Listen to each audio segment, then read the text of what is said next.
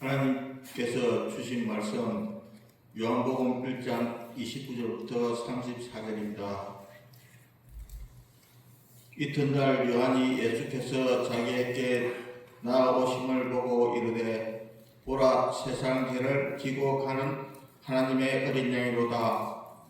내가 전에 말하기를 내 뒤에 오는 사람이 있는데 나보다 앞선 것은 그가 나보다 먼저 계심이라 한 것이 이 사람을 가리킴이라. 나도 그를 알지 못하였으나 내가 와서 물로 세례를 베푸는 것은 그를 이스라엘에 나타내려 함이라 하니라. 요한이 또 증언하여 이르되 내가 보매 성령이 비둘기같이 하늘로부터 내려와서 그 위에 머물렀더라.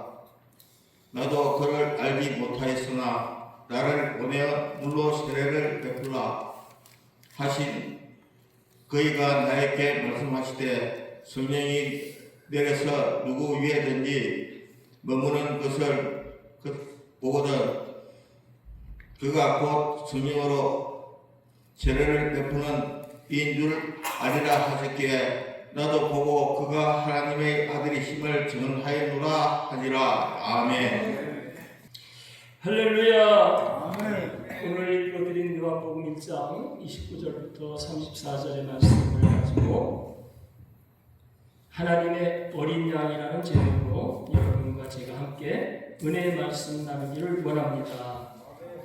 자, 오래간만에 뵙나요? 우리 형제들은 매일 보지만 그래도 반갑다는 의미로 옆에 이렇게 쭉 돌아보면서 사랑합니다 한번 해봐요. 사랑합니다. 이렇게 사랑합니다. 말까지 해야 되는 거예요. 말까지. 말을 안 하면 농한 줄 알아요. 사랑합니다. 진짜요? 우리가 형제를 사랑하는 것도 예수님이 나를 사랑해 주셨다는 확신이 들어올 때 형제를 사랑하는 마음이 생기는 거예요. 자, 오늘 하나님의 어린 양. 자, 오늘 이 본문에 우리가 읽어드린 본문 말씀을 보니까 세례 요한이 예수님이 오시는 모습을 보고 보라, 세상 죄를 지고 가는 하나님의 어린 양이로다. 이렇게 29절에서 말씀하고 있습니다. 세례 요한은 왜 예수님을 보고 어린 양이라고 했을까? 우리가 지금 기준으로 따지면 예수님하고 세례 요한 사이는 사촌지간이에요. 사촌지간이면 모를 리가 없겠죠. 근데 이제 고대 사회는 흩어져서 살고 자주 만날 기회도 없고 그러다 보니까 못 봤을 수도 있겠죠. 세례 요한이 예수님보다 6개월 먼저 태어났죠. 그런데 세례 요한이 하나님으로부터 무슨 계시를 받았냐면 너희는 요단강에서 물로 세례를 베풀라 하는 그 하나님의 말씀을 받아가지고 세례 요한이 요단강에서 세례를 베푸는 거예요. 요한이 어디서 신학교에서 공부하고 나서 세례 줘야지 하고 간 게 아니에요. 하나님의 음성을 듣고 요단강에서 세례를 베푸는데 요한이 무슨 말을 들었냐 하면은 네가 세례를 베풀 때에 누구에게든지 그 위에 하나님의 성령이 내려오는 것을 보거든 그 사람이 바로 성령으로 세례를 베푸는 자인 줄 알라. 이렇게 세례 요한이 하나님으로부터 계시를 받은 거예요. 그래가지고 세례 요한은 요단강에서 수많은 사람들을 세례를 베풀었지만 세례 요한이 세례 베푸는 목적은 단 하나예요. 뭐예요?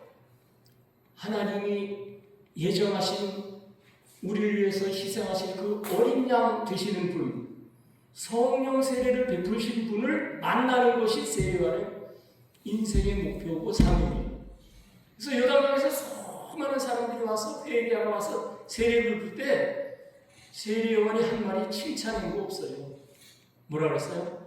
야, 이 독사 이 자식들아. 유대인이라면서 세례 받으러 오는 사람들. 그래서 예수님을 만나고 나서 예수님이 세례를 받을 때 그 비둘기 같은 성령이 임하는 것을 보고 세례요한이 그 이튿날 29절에 보니까 이튿날 요한이 예수께서 자기에게 나오심을 보고 이르되 보라 세상 죄를 지고 가는 하나님의 어린 양이로다. 세상 죄를 다 짊어졌다는 것은 억울하다는 거예요. 희생양은 억울한 거예요. 인간적으로 보면. 여러분들 가운데서도 억울한 일 당할 수 있어요. 우리가 특별히 공동체 생활하다 보면은 무슨 물건이 하나 없어졌다든가 그러면은 어떤 사람이 의심을 받죠. 아, 이거는 누구누구가 걔가 손버릇이 나쁘니까 가지고 온 것 같아. 근데 사실은 그렇지 않을 경우도 있어요. 엉뚱한 사람. 그래서 대신 억울하게 누명을 쓴 그런 경우들을 여러분 경험해 봤나요? 아니라고 발벗고 쳐도 정황이 그렇게 억울하게 쓰여지면 해결할 방법이 없어요. 그래서 이 하나님의 어린 양, 희생양이신 예수님은 억울하게 아무 죄 없이 우리의 모든 죄를 짊어지고 억울한 누명을 쓰고 십자가에 돌아가신 거예요. 제가 초등학교 1학년 때 학교 가다 오다가 제 2살 밑에 조카하고 같이 학교 다녔어요, 초등학교를. 근데 이제 학교 갔다 오다가 성냥이 그때 너무 귀해가지고 성냥을 가지고 봄에 한 3월쯤 됐는데 학교 가다 오다가 길가에, 신장로가에 그 길가에 잔디가 하도 보실보실해가지고 거기다 이제 성냥으로 불을 시험적으로 켰어요. 불을 켰는데 봄바람이 싹 불어오더니 그 풀에 붙은 잔디에 붙은 불길이 산으로 올라가는 거예요. 둘이서 소나무 가지 꺾어가지고 몇 번 두드려 패다가 안 되겠어요. 불길이 막 올라가니까. 그래서 둘이서 어떻게 걸음 하나 살려라고 도망을 왔어요. 근데 이제 다 우리 동네 다 가까워하다 보니까 그 산이 하나가 홀라당 다 탔어. 아주 큰 산은 아니에요. 다행히 봉우리 이렇게 진 산인데 제가 방화봉입니다. 근데 그 이튿날 학교에 갔어. 학교에 갔더니 애들이 수근수근하고 동네 소문이 학교에 소문이 나는데 뭐라고 나느냐. 야, 저 오다 보면 그 산을 우리 뒷담이라는 동네가 있어요. 뒷담에 한 가구가 되어서 산 밑에 집이 되어서 있어요. 나도 거기 살았어요. 야, 그 뒷담에 이거 뭐 한 50년 전, 60년 전 얘기니까 명예에서 뒷담에 있는 그 장기 새끼하고 맹기 새끼가 그 산을 홀랑 다 불태웠대. 이렇게 소문이 바닥에 난 거예요. 그래서 그 두 사람이 동네에서 좀 저지레도 하고 좀 이미지가 안 좋아서 그 이렇게 얌전한 저하고 제 조카가 선물을 냈는데 그 이튿날 가니까 걔네들이 다 오고 이렇게 누명 뒤집어 써가지고 그 나쁜 놈들이라고 그렇게 소문이 났던 기억이 있습니다. 이게 바로 희생양. 내가 저지를 죄를 그 사람들이 다 뒤져보신 희생양이 된 사건일 수 있습니다. 오늘 성경 말씀에 나오는 이 하나님의 어린 양은 우리의 죄를 대신해서 십자가에 죽으시고 우리를 구원하려고 하시는 예수님을 상징하고 있는 거예요. 성경에서 보면은 우리 기독교는 성경을 어떤 성경을 믿냐면 구약 성경과 신약 성경을 다 하나님의 말씀으로 인정하고 믿습니다. 유대교는 구약 성경을 믿는데 신약 성경은 안 믿죠. 또 로마 캐톨릭은 구약과 신약을 믿긴 하는데 신약 성경에 우리 거보다 그 외경이라고 하는 몇 가지 성경들이 추가돼서 그걸 성경으로 인정해요. 그리고 이제 이슬람 같은 경우는 구약 성경은 인정하고 받아들이면서 신약은 받아들이지 않고 그 마호메트의 교훈을 신약으로 믿어요. 그런데 우리는 이 성경 말씀에서 우리가 예수님을 믿으면서 예수님의 근거가 어디서부터 나왔는가? 예수님이 탄생하신 그 때를 우리는 서기라 그러죠. 서기. 그래서 BC하고 AD라 그랬잖아요. AD. 기원을 설정하는 주인공이 바로 예수님이에요. 기원을 만드신 분. 인생의 기원을 만드신 분. 역사의 기원을 만드신 분. 그래서 예수님이 이제 지금으로부터 한 2018년 전쯤에서 예수님이 탄생하셨는데 예수님의 탄생은 육체적 탄생은 지금으로부터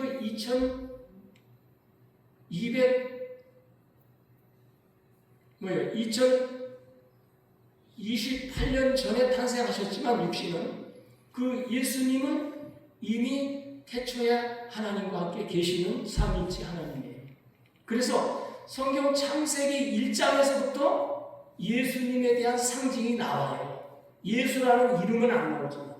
자, 오늘 어린 양, 하나님의 어린 양은 성경의 창세기 어떻게 나오냐면 창세기 3장 21절을 보게 되면 아담과 하와가 선악과를 맞고 타락했잖아요. 그러니까 죄를 지니까 부끄러워서 나무 그늘 밑에 늘 숨어 있어요. 왜? 하나님 앞에 부끄러워서. 그러다가 부끄러움을 가리기 위해서 옷을 해 입는데 무화과 나무 잎을 엮어가지고 옷을 해서 이렇게 자기 부끄러운 몸을 가렸단 말이에요. 근데 이제 이 무화과 나무 이파리는 햇빛이 나면 금방 말라버려서 부끄러움에 가려지질 않아요. 순간만 가리는 척하지. 우리가 죄를 짓고 잘못을 하고 실수를 한 것을 숨기려고 할 때 그게 숨겨지지 않는 거예요. 다 드러나게 되는 거예요. 빛이 오면.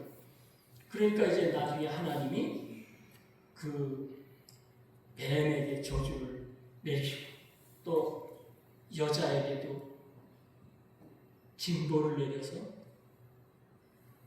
해산하는 고통을 주시고 그리고 나서 이 아담과 하와의 죄를 덮어주기 위해서 하나님께서 가죽옷을 지어서 아담과 하와에게 입혀줬다는 말이 창세기 3장 21절에 나와요. 여호와 하나님께서 아담과 하와에게 가죽으로 옷을 지어 입히셨다. 그렇기 때문에 이 가죽옷을 하나님께서 입히기 위해서 양을 잡았다는 얘기예요. 양을 잡아서 양의 피를 뿌리고 양의 거죽을 가지고 아담과 하와의 죄를 가려주셨다는 거예요. 그러니까 우리의 죄를 가리고 죄의 사함을 받기 위해서는 반드시 피가 필요해요. 레위기 17장 11절에 보면 이 피라는 것이 뭐냐? 피는 생명이다 그랬어요. 그래서 율법에 보면은 짐승을 잡아서 고기를 먹을 때도 피를 먹지 말라. 피째 먹지 말라. 그렇게 됐어요. 그래서 실제로 지금도 뭐 이렇게 가축들을 잡아서 이렇게 유기용으로 쓸 때 다 피를 빼고 이렇게 정육을 가지고 우리가 먹고 있는 거예요. 우리나라 사람들은 또 먹을 게 없다 보니까 소피도 갖다가 선지국을 끓여 먹게 돼요. 그죠? 근데 성경은 원래 피를 먹지 말라 그랬어요. 왜? 그 피는 생명이다. 그래서 반드시 피는 제단에 뿌리게 돼 있어요. 그래서 이 피가 바로 생명이기 때문에 사도 바울은 히브리서 9장 22절에 피 흘림이 없이는 죄사함이 없다 이렇게 말씀했어요. 그러니까 우리가 죄를 지면 그 죄를 피로써 갚아야 된다. 그래서 아담과 하와의 원죄도 하나님께서 양을 잡아서 양의 피를 뿌리고 그 가죽으로 옷을 해 입혀서 죄를 그 풀에 붙은 잔디에 붙은 불길이 산으로 올라가는 거예요. 둘이서 소나무 가지 꺾어가지고 몇 번 두드려 패다가 안 되겠어요. 불길이 막 올라가니까. 그래서 둘이서 어떻게 걸음 하나 살려라고 도망을 왔어요. 근데 이제 다 우리 동네 다 가까워하다 보니까 그 산이 하나가 홀라당 다 탔어. 아주 큰 산은 아니에요. 다행히 봉우리 이렇게 진 산인데 제가 방화봉입니다. 근데 그 이튿날 학교에 갔어. 학교에 갔더니 애들이 수근수근하고 동네 소문이 학교에 소문이 나는데 뭐라고 나느냐? 야, 저 오다 보면 그 산을 우리 뒷담이라는 동네가 있어요. 뒷담에 한 가구가 되어서 산 밑에 집이 되어서 있어요. 나도 거기 살았어요. 야, 그 뒷담에 이거 뭐 한 50년 전, 한 60년 전 얘기니까 명예에서 뒷담에 있는 그 장기 새끼하고 맹기 새끼가 그 산을 홀랑 다 불태웠대. 이렇게 소문이 바닥에 난 거예요. 그래서 그 두 사람이 동네에서 좀 저지레도 하고 좀 이미지가 안 좋아서 그 이렇게 얌전한 저하고 제 조카가 선물을 냈는데 그 이튿날 가니까 걔네들이 다 오고 그렇게 누명 뒤집어 써가지고 그 나쁜 놈들이라고 그렇게 소문이 났던 기억이 있습니다. 이게 바로 희생양. 내가 저지를 죄를 그 사람들이 다 뒤져보신 희생양이 된 사건일 수 있습니다. 오늘 성경 말씀에 나오는 이 하나님의 어린 양은 우리의 죄를 대신해서 십자가에 죽으시고 우리를 구원하려고 하시는 예수님을 상징하고 있는 거예요. 그래서 성경에서 보면은 우리 기독교는 성경을 어떤 성경을 믿냐면 구약 성경과 신약 성경을 다 하나님의 말씀으로 인정하고 믿습니다. 유대교는 구약 성경을 믿는데 신약 성경은 안 믿죠.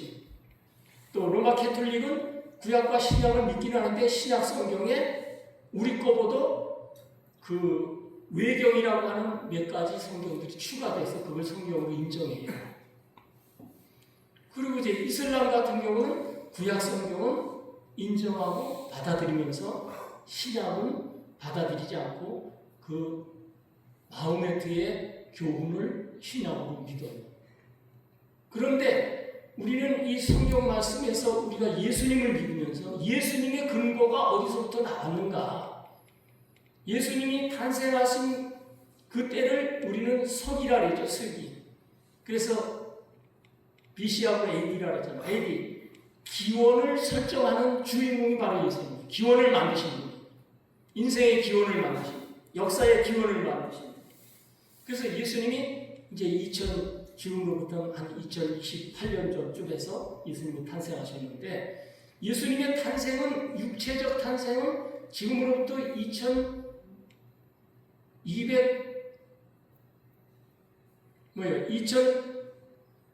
2028년 전에 탄생하셨지만 육신은 그 예수님은 이미 태초에 하나님과 함께 계시는 삼위일체 하나님이에요. 그래서 성경 창세기 1장에서부터 예수님에 대한 상징이 나와요. 예수라는 이름은 안 나오잖아요. 자, 오늘 어린 양, 하나님의 어린 양은 성경의 창세기 어떻게 나오냐면 창세기 3장 21절을 보게 되면 아담과 하와가 선악과를 맞고 타락했잖아요. 그러니까 죄를 지니까 부끄러워서 나무그늘 밑에 늘 숨어 있어요. 왜? 하나님 앞에 부끄러워서. 그러다가 부끄러움을 가리기 위해서 옷을 해 입는데 무화과 나무 잎을 엮어가지고 옷을 해서 이렇게 자기 부끄러운 몸을 가렸다.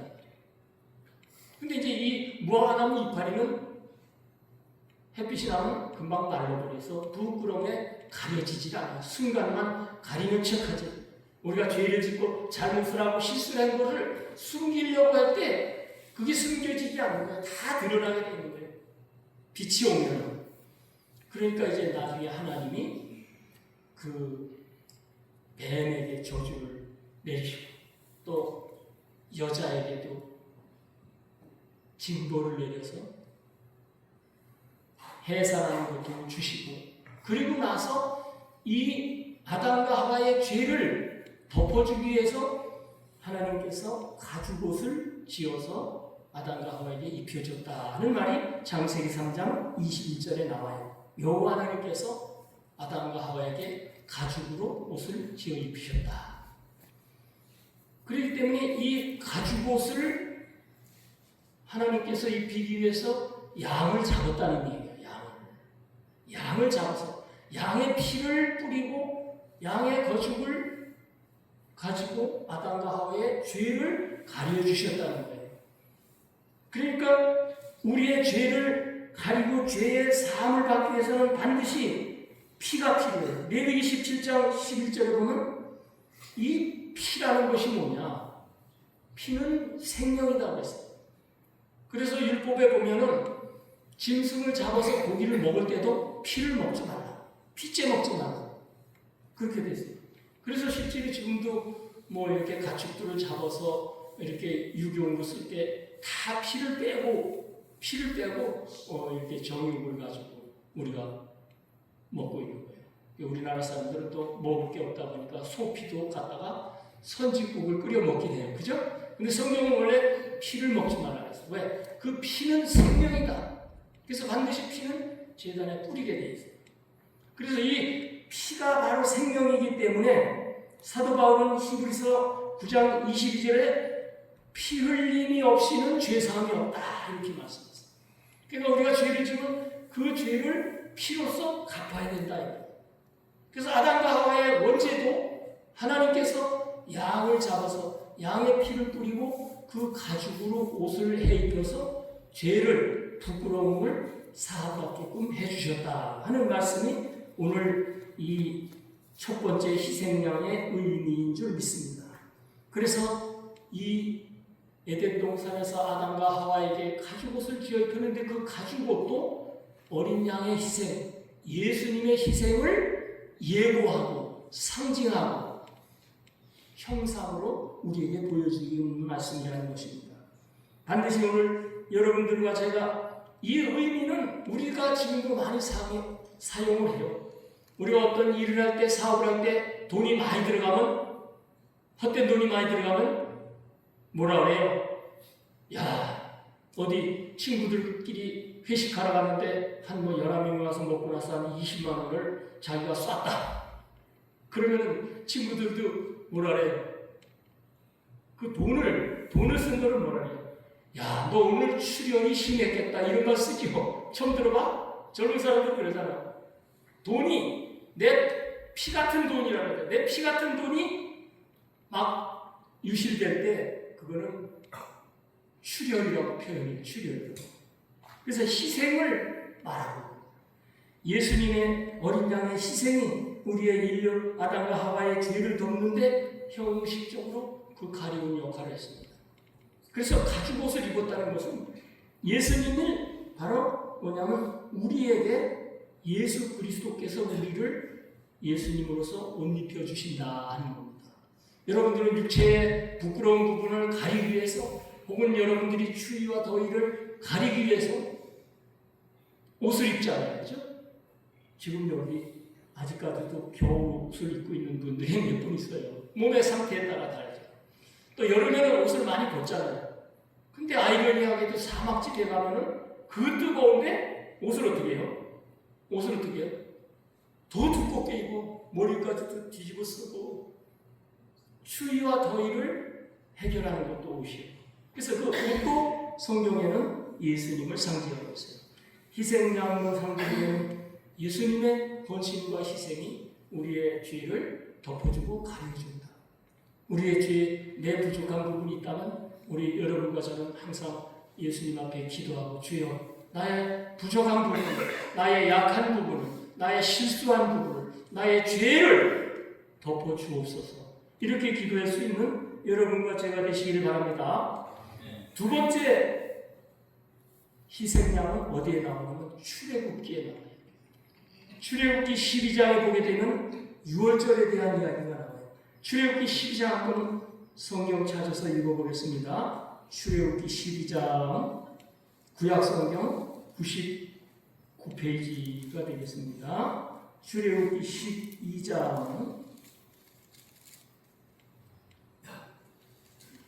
12장을 보면은 13절 구약성경 99페이지 출애굽기 12장 13절 한번 읽겠습니다. 찾으신 분들 다 같이 내가 애굽 땅을 칠 때에 그 피가 너희가 사는 집에 있어서 너희를 위하여 표적이 될지라 내가 피를 볼 때에 너희를 넘어가리니 재앙이 너희에게 내려 멸하지 아니하리라. 이스라엘 백성들이 애굽에서 노예 생활에서 벗어날 때 6월절이라는 절기를 주셨어요. 그래가지고 6월절을 어린 양을 잡아서 어린 양 1년 이내 된 어린 양을 잡아서 그 피를 문 설주와 문 인방에 바르라 그랬어요. 그 문 설주라는 건 뭐냐면 문의 기둥이요. 저 미누스에게서 기둥 있잖아요. 두 기둥이 문 설주고 인방이라는 게 있어요.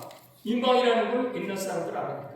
이 두 기둥 위에 이 벽을 받치면서 이렇게 가로질른 그 제목이 인방이에요. 이스라엘 같은데 이걸 다 몰라요. 저 돌로 하잖아요. 돌이 많다 보니까. 우리나라는 목재로 하죠. 목재 두 기둥을 세우고 그의 인방을 이렇게 나무를 거쳐서 그 위에다 다시 벽돌을 쌓고 그 문설주와 임방에 그 어린 양의 피를 바르라.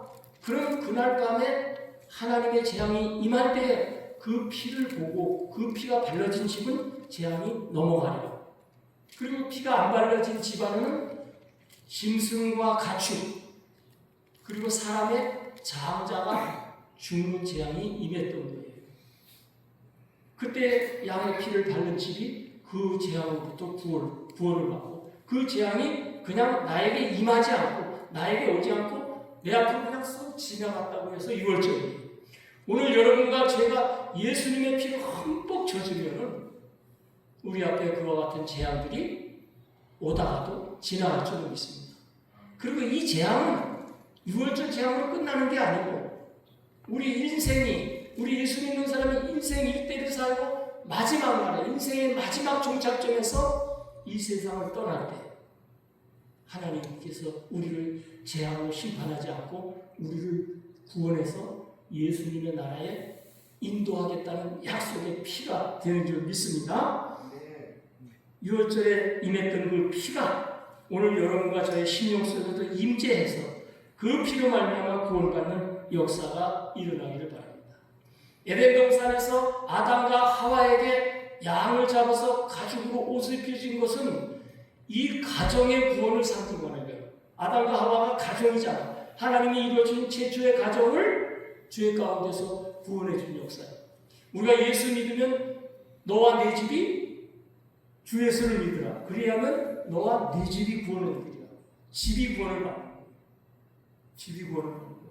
여러분 한 사람이 예수 믿는 믿음으로 여러분 집이 구원을 받고 가족이 구원받고 가문이 구원받는 그런 역사가 일어날 줄로 믿습니다. 이래서 이 유월절 어린 양의 피가 우리 심령 속에 임해질 줄 믿습니다. 찬송가에도 그 피가 마음속에 금증거됩니다. 내 기도 소리 들으사 다 허락하소서. 그 피가 예수의 피가 유월절의 어린 양의 피가 우리의 심령 속에 같이 임해질 줄 압니다. 그래서 출애굽기가 있고 그래서 모세오경이 기록된 거예요. 이것이 예수님과 아무런 상관이 없다면 우리가 구약 성경을 읽을 필요도 없어요. 여러분들의 성경을 읽으면서 말씀을 공부하면서 이 모든 말씀들이 예수님을 증거하고 있다는 그 초점에 목표 지점에 우리의 생각이 도달해야 됩니다. 세 번째는 바로 뭐냐면 예수 그리스도, 예수님, 육체로 오시는 예수님. 예수라는 이름은 이 유대 지방에서 예수라는 이름이 많이 있었어요. 예수님 당시에도 똑같게 예수라는 이름을 쓰는 사람들이 200여 명이 됐다는 거예요. 예수님만 예수가 아니라 이름으로는 예수라는 이름을 여수아에서 왔는데 그 예수라는 이름을 쓰는 사람이 당시에 유대 사회도 200여 명이 됐다는 거예요. 그 예수가 다 예수가 아니라 이 예수님은 어린 양으로서 희생양으로서 십자가를 지고 가신 이 예수님이 바로 우리의 구세주가 되는 것입니다. 그래서 오늘 본문에 보게 되면 요한이 보라 예수님을 보고 보라 세상 죄를 지고 가는 하나님의 어린 양이로다.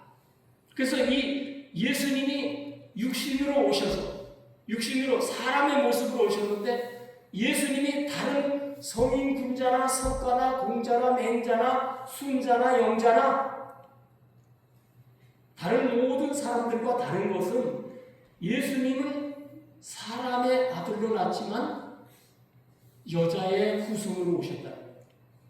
창세기 3장에 아담과 하와가 선악과를 따먹고 타락했을 때 하나님의 말씀이 뱀에게 저주를 때린 뱀에게 말하길 여자의 후손이 내 머리를 칠 것이다. 싸움에서 머리를 치면은 이기는 거야. 머리가 우두머리야. 두목을. 그런데 뱀은 여자의 후손의 발뒤꿈치를 물을 것이다. 이렇게 말씀하셨어요. 그게 뭐냐면 여자의 후손. 이 세상에 여자의 후손이 있어요. 이 세상 인류 역사에 여자의 후손은 예수 그리스도 한 분뿐이 없어요. 여러분 가운데 여자의 후손이 있습니까? 우리 사람이 태어나면 우리 동양사회도 다 이름을 지을 때 그 성을 누구 성으로 해요? 남자 성으로 하잖아, 아버지. 왜냐면 아버지가 씨를 심었기 때문에, 씨를 뿌렸기 때문에. 그래서 모든 인간은 다 남자의 후손이요. 그런데 여자의 후손이라고 말씀하신 그분이 바로 예수요 메시아예요. 왜? 마리아가 낳았거든. 마리아가 약혼한 요셉하고 동거하지 않은 상태에서, 약혼만 한 상태에서, 손목도 안 접은 상태에서 마리아가 임신을 한 거예요. 이게 인류 역사에서 두 번 있을 수 없는 놀라운 기적이에요. 여러분, 성경에 일어났던 기적과 역사적 사실들은 다시 재현되지 않아요. 그 비슷한 형상으로 하나님의 기적은 계속 일어나지만 그 똑같은 홍해바다는 다시 안 갈라집니다. 왜? 하나님이 증거를 세우기 위해서 갈리신 거지 뭐 심심하면 기도 열심히 했다고 홍해바다가 갈라지는 건 아니에요. 그러나 홍해바다가 갈라진 기적이 우리에게 주는 의미는 내가 인생을 살아가면서 말할 수 없는 막막한 홍해바다와 같은 그 절박한 상황에 놓였을 때 우리가 하나님을 믿고 의지하고 기도하면 하나님이 또 다른 제3의 길을 열어주신다는 그런 희망, 그런 믿음을 우리에게 주시는 겁니다. 우리 여기 계시는 분들은 그 믿음이 더 누구보다도 절박해야 돼. 더 절박해야 돼. 더 간절해야 돼. 그래서 이 어린 양으로 오신 예수님께서는 십자가를 지시게 되는 겁니다. 히브리서 10장 10절에 보면 이 뜻을 쫓아 예수 그리스도의 몸을 단번에 드림으로 말미암아 우리가 거룩함을 얻었느니라. 세례요한은 이 예수님을 하나님이 보내신 십자가를 지실 어린 양이라는 것을 세례를 베풀다가 하늘에서 성령이 임재하는 것을 보고 확신해서 예수님을 어린 양으로 했습니다. 그래서 세례요한의 말 가운데 보면 많은 사람들이 세례요한을 너무나 유명해지니까 당신 선지자야? 아니야. 당신 선지자보다 더 높은 오리라고 한 그 메시아 그리스도가 당신이 그리스도가 아니냐? 당신이 메시아가 아니냐? 이렇게 해서 많은 사람들이 세례요한을 교주로 떠받들려고 했어요. 만약에 그때 당시에 세례요한이 그러니라 하고 나에게 경배하라 했다면 기독교 말고 또 세례요한교가 하나 생겼을 거예요. 근데 세례요한이 뭐라 했어요? 겸손하게 나는 그가 아니다. 나는 메시아가 아니다. 나는 그 메시아 예수 그리스도가 오는 길을 예비할 안내자로 왔다. 나는 그분의 신발끈을 매는 것조차도 감당할 수 없는 사람이라고 세례요한은 겸손하게 순교의 길을 걸어갔습니다. 오늘 예수님은 우리의 죄를 위해서 십자가에 돌아가셨습니다. 십자가에 지시는 모든 광경들을 보게 되면 우리가 차마 인간적으로 바라볼 수 없는 것. 자, 예수님이 행적을 보게 되면 어떻습니까? 예수님은 복음서에 보면 전부 다 기적을 일으켰어요. 기적. 그 기적도 그냥 예수 그리스도가 오는 길을 예비할 안내자로 왔다. 나는 그분의 신발끈을 매는 것조차도 감당할 수 없는 사람이라고 세례요한은 겸손하게 순교의 길을 걸어갔습니다. 오늘 예수님은 우리의 죄를 위해서 십자가에 돌아가셨습니다. 십자가에 지시는 모든 광경들을 보게 되면 우리가 차마 인간적으로 바라볼 수 없는 것. 자, 예수님이 행적을 보게 되면 어떻습니까? 예수님은 복음서에 보면 전부 다 기적을 일으켰어요. 기적. 그 기적도 그냥 사람을 현혹시키는 기적이 아니라 굶주린 백성들에게 오병이어로 보리떡 5개와 물고기 2마리로 5,000명에게 양식을 줬다. 먹을 것을 먹여주시면서 또 병든 자를 다 고쳤어요. 무슨 병 고쳤어요? 소경에 눈을 뜨게 했어요. 안진뱅이를 일으켰어요. 귀머거리를 고치셨어요. 봉어리를 고쳤어요. 그러니까 우리 신체 중에서, 지체 중에서 모든 장애 요소를 예수님께서 해결해 주셨다는 거예요. 물론 지금도 간혹 그런 기적이 일어나요. 부흥 집회를 통해서 하나님 앞에 기도하다가 환자가 뻘떡 일어나는 사람이 있고, 눈이 시력이 없어져서 완전히 보이지 않던 사람이 하나님께 기도를 하고 기도를 받고 나서 눈이 보이게 된 기적들도 지금도 간혹 일어나요. 그러나 중요한 것은 그 지체의 모든 질병, 장애를 예수님께서 고쳐주셨다는 것은 우리 예수 믿는 사람의 하나님 나라 가기까지 예수 믿는 사람들이 우리의 모든 생활, 신앙생활 속에 오는 그 장애들을 예수님께서 성령으로 우리를 밝히게 우리 앞길을 열어주시겠다는 거예요. 여러분 인생에 가다가 막막한 일이 생길 때 하나님 앞에 기도하고 매달리고 간절히 소원하면 길을 열어주시고 문제를 해결해 주시고 보이지 않는 것들을 보게 해주시는 거예요. 여러분 뭐 눈이 떴다고 다 보는 거 아니에요. 뭐 사업하는 사람들, 주식하는 사람들, 투자하는 사람들, 그거에서 돈 버는 사람들은 어때요? 뭐 운도 따르겠지만 우리가 보지 못하는 걸 보는 거예요. 아, 주식이 요새 뭐가 지금은 낮아있지만 어느 것이 크게 될 것이다. 이게 앞을 내다보는 그 눈이 있는 거예요. 바라보는 눈이.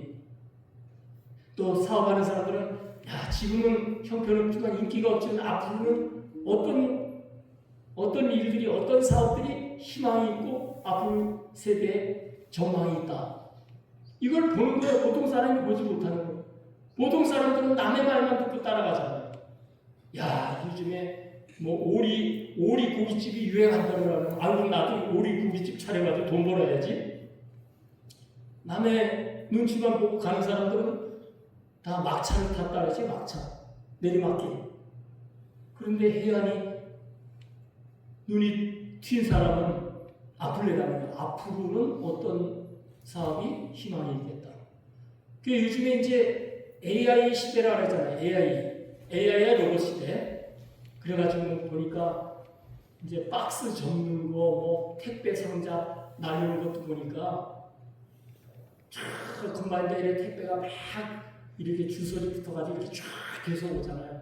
그럼 사람 이름을 봐가지고 이쪽으로 옮기고 이쪽으로 놓고 이쪽으로 뭐 서울로 가는 거, 지방으로 가는 거 분류하고 하루 종일 이거 하면 여기 몇 년 하면 이거 졌다는 거 아니에요. 근데 여기서 이제 로봇가 나왔더라고요. 로봇가 탁 봐가지고 이쪽으로 분류 다 하고 박스 접는 것도 하고 동일한 동작하는 걸 이제 로봇들이 많이 대신하고 나와서 요즘 또 음식점에도 음식 볶는 거 있잖아요. 그 탕수육 같은 거 한다든가 뭐예요 그거 같은 거 짬뽕 같은 거 하고 막 볶잖아요. 고기 볶다가 야채 넣고 또 볶다가 그 후라이팬 큰 걸 웍이라 그러죠. 저도 조금 할 줄 알아요. 그거 하면 여기 다 얼마나 아픈지 몰라요. 이거 오래 하면. 그래서 요리사들이 전부 다 여기가 장애가 있어. 직업병. 근데 이것도 그 시스템을 개발해가지고 조리사는 걷다가 딱 집어넣고 스위치 누르면 프라이팬이 덜컥 해서 자동으로 뒤집어. 그러니까 이제 AI가 하는 일들을 우리 사람의 일을 AI가 자꾸 뺏어가니까 AI가 못하는 일을 해야 앞으로 희망이 있는 거예요. 돈벌이가 되는 거예요. AI가 못하는 일들을 여러분 잘 생각하시기 바랍니다. 그러니까 이제 요새 블랙 화이트라고 블루 칼라라고 해가지고 이제 뭐 벽돌 쌓는 거, 비장하는 거, 타일 붙이는 거, 이래 건축 공사하는데 그런 일이 있잖아요. 그런 거 젊은 사람들 안 하잖아요. 왜? 힘드니까. 그래가지고 그런데 일하는 사람들 건축 현장에 보면 다 70에서 80대 할아버지들이 해. 타일 붙이는 거, 벽돌 쌓는 거. 근데 앞으로 그런 게 희망이 있고 그거는 AI가 못한다는 거예요. 그래서 그거 블루 칼라로 그거 기술 가진 사람들은 뭐라 하냐면 AI가 아무리 발달해도 내 죽기 전까지는 내 지옥은 못 갖는다. 이런 말을 해요. 그게 뭐냐면 눈이 뜨여야 돼요. 눈이. 오늘 여러분과 저도 내 여기 와서 온 문제를 한 가지씩 다 해결하려고 하나님 앞에 온 줄을 믿습니다. 그 해결을 위해서는 예수님 앞에 매달려 예수님 당시 복음서에서 눈먼 자, 귀머거리, 소경, 안진뱅이 이런 장애들을 다 예수님이 고쳐주셨던 그 사건들이 오늘 저와 여러분에게도 안 보이는 내 미래의 눈이 열리게 하시고 여기서 고민하시는 분들도 있어요. 아우 나는 여기 있다가 이제 치유받고 마치고 뭘 할까 생각하시는 분들. 근데 막상 무슨 일을 하니까 장애라는 게 있어. 장애. 가로막히는 것들.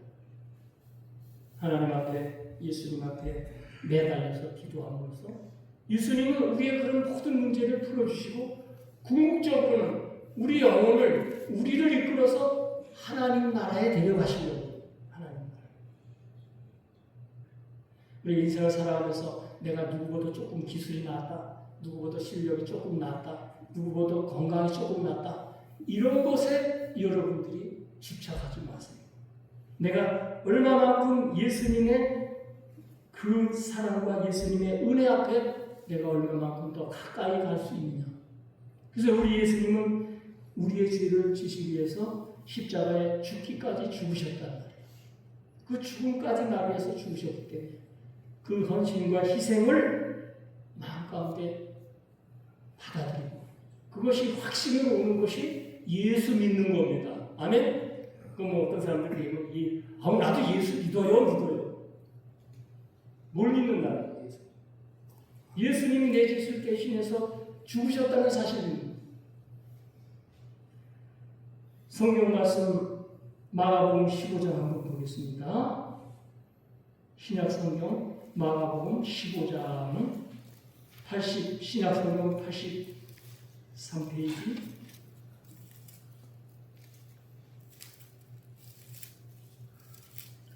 마가복음 15장 83페이지 11절부터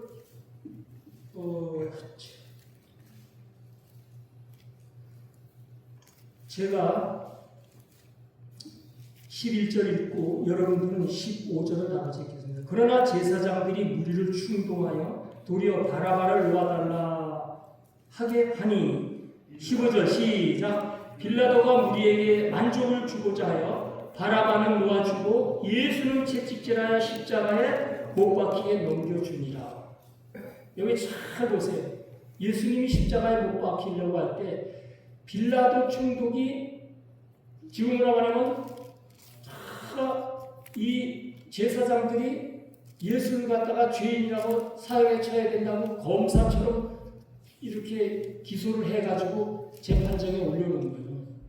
근데 재판장인 빌라도가 보니까 예수한테 아무리 따져봐도 죄가 없어. 그러면 재판장이 어떻게 돼요? 재판사가 기각을 시키잖아요. 기각. 근데 기각을 시키려고 했더니 이 제사장들하고 백성들이 웅성웅성한 거예요. 그랬더니 기각을 시켜서 넘겨주려고 했더니 대제사장들이 무리를 충동하여 그 백성들을 선동질을 해가지고 예수를 십자가에 못 박아야 된다. 그렇게 선동을 해서 예수를 십자가에 못 박게 됩니다. 그랬더니 빌라도가 제일 15절에서 뭐래요? 빌라도가 무리에게 만족을 주고자 하여 백성들이 요구하는 대로 제사장이 요구하는 대로 밀란을 일으킨 사형수 살인범 바나바를 놓아주고 그 자리에 예수를 십자가에 대해서 못 박았다 이 말이에요. 우리 이 성경을 그냥 스쳐 지내가 넘어가 남의 일처럼 말해요. 근데 우리 여기서 희생하신 어린 양 예수님을 우리가 믿는 사람이라면 이 바라바의 정체다. 바라바가 누군가? 바라바가 바로 나라. 여러분 가슴에 손을 얹으세요. 내가 바라바입니다. 아무도 안 따라해. 내가 바라바입니다. 내가 십자가에 못 박혀 죽어야 할 살인범이요. 아유, 목사님이 심하다. 나 그래도 살인을 안 했어. 애들 때린 적은 있어도. 예수님 뭐라 그랬어요? 형제를 미워하면 뭐라 했어요? 미워하는 게 살인죄라고 했어요. 우리 형제 얼마나 많이 했어. 우리가 살인범 바나바처럼 십자가에 달려야 되는데 그 자리에 예수님이 달리는 덕분에 내가 살아났다는 거예요. 그게 바로 예수님의 희생의 사랑입니다. 오늘 여러분과 제가 나도 바라봐요. 내가 죽을 수밖에 없는데 예수님이 내 대신 돌아가셨어야 하는 이 사실이 믿겨진다면 어떻게 되겠어요? 바라바는 일평생을 아마 예수님께 감사하며 하나님께 감사하며 살았을 거예요. 내가 죽어야 되는데 예수님이 죽었다. 우리가 기도할 때 회개할 때 그런 기도가 돼요. 내가 십자가에 져야 되는데 내 죄 때문에 우리 예수님이 죽으셨다. 그런데 회개 기도도 그래요. 우리가 실제로 이 세상살이 하면서 세상적으로 인간적으로 잘못을 하고 죄를 많이 진 사람들은 회개가 쉬워요. 그렇죠? 현저하게 지은 죄가 있으니까. 그러니까 우리가 이제 소망교도소 내리는데도 안 목사님이 계속 선교를 집중하는 게 거기 실제로 죄를 져서 형을 받으신 분들이기 때문에 말씀을 전해서 회개하라고 할 때 회개하기가 쉬워. 지은 죄가 있기 때문에 뚜렷하기 때문에. 근데 그런 게 없는 사람은 회개하라고 해도 맹세요. 내가 무슨 큰 잘못. 무슨 죄요? 예수님을 십자가에 못 박은 죄가 있는 거예요. 우리 모두에게. 그게 제일 큰 죄예요.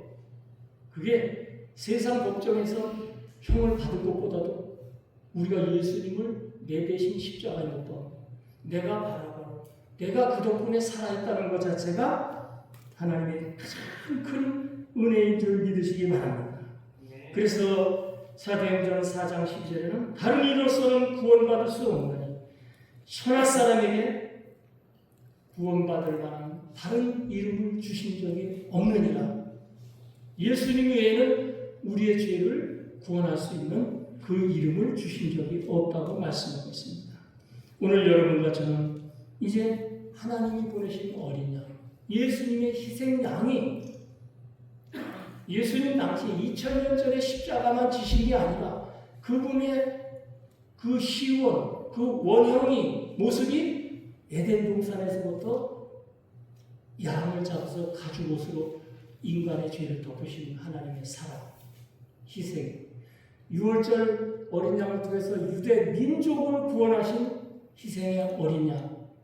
근데 2000년 전에 골고다 산상에서 십자가에 죽으신 예수님의 희생, 그 어린 양의 희생은 전 인류의 전 모든 인간, 선악과를 따먹고 타락한 모든 죽음 앞에 놓여있는 우리 모든 인류를 구원하시기 위한 골고다의 십자가인 줄 믿으시기 바랍니다. 아멘. 에덴 동산의 양의 희생은 가정 구원입니다. 6월절 양의 희생은 유대 민족적 구원. 그리고 골고다 언덕에서 십자가에 지신 희생하신 예수님의 희생 양은 그 희생은 모든 인류의 죄값을 위해서 돌아가셨기 때문에 어떤 죄인이라도 누구라도 다 예수님 앞에 회개하고 예수님을 믿으면 다 구원받을 수 있습니다. 아멘.